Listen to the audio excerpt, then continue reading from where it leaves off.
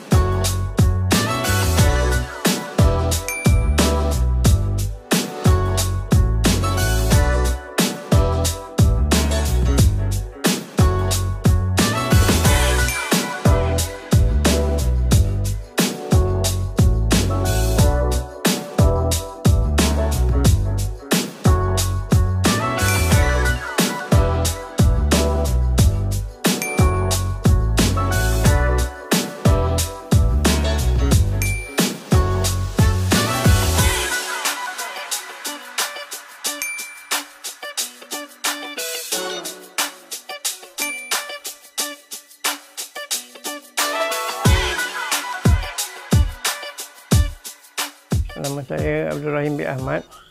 Sebelum tu saya duduk menyewa, dan saya telah menyewa selama 14 tahun. Setelah dapat peluang gini, saya bina rumah ni. Sekarang ni barulah dapat, orang kata apa, rumahku syurgaku.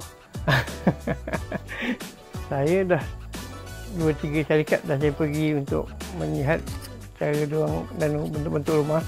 Tapi bila saya pertama kali pergi ke iHome tu, saya tertarik dengan pertama layanan yang diberi, yang kedua cara mereka mempromosikan syarikat rumah ni, dan juga harganya yang berpatutan. Saya dah ambil KWSP, jadi dia panggil buat apa, duit tu guna tempat-tempat lain, lebih baik saya habiskan duit tu untuk dengan harga rumah ni saya bayar cash, daripada nak menanggung hutang yang berpuluh-puluh tahun lagi nak bayarnya. Jadi dengan cara ini selamatlah duit saya, tak ada nak pergi tempat mana-mana lagi lah. Nasihat saya pada pencari perumahan yang ingin mencari rumah, saya syorkan pilihlah iHome, kerana mereka ni membina rumah spesifikasi yang ada dalam katalog yang diberi, dan harganya pun berpatutan, dan mereka pun memberi pilihan pada kita, petal rumah yang sedia ada dan warna pilihan. Saya berpuas hati dengan cara mereka membuat kerja ni, dan saya memberi 9 bintang. Saya berterima kasih kepada syarikat iHome kerana telah berjaya membina rumah ini, dan saya pun tak lama lagi pun nak unggah barang daripada rumah lama ke rumah baru. Tak sabar saya ni nak dapat rumah baru ni.